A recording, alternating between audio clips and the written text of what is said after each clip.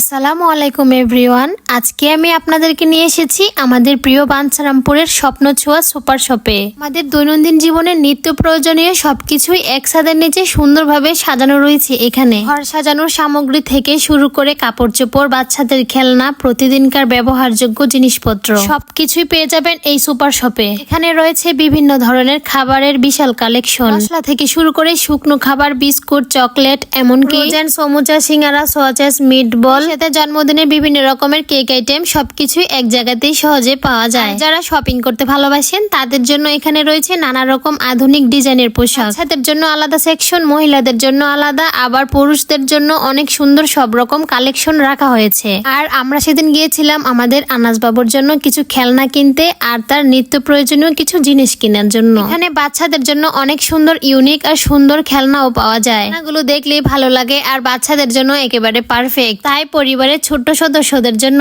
এই সব থেকে শপিং করতে পারবেন। শুধু তাই নয়, ঘর সাজানোর জন্য রয়েছে নানা রকম ডেকোরেশন আইটেম, কিচেনের প্রয়োজনীয় সব জিনিসপত্র, এমনকি গিফট দেওয়ার মতো অনেক ইউনিক জিনিসও আছে। বলা যায় এক দোকানে সবকিছু।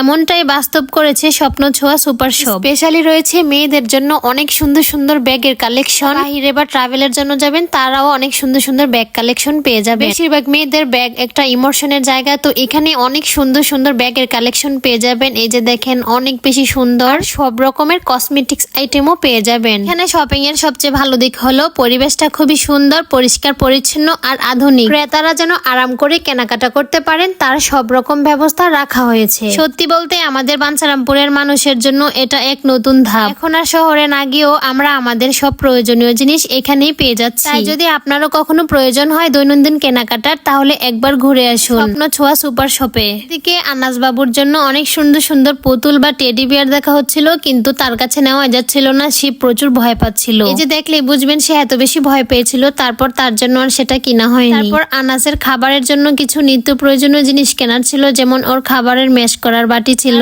ওর খাবারের জন্য একটা বাটি ছিল, আর অনেক সুন্দর একটা কিউট মামপট ছিল।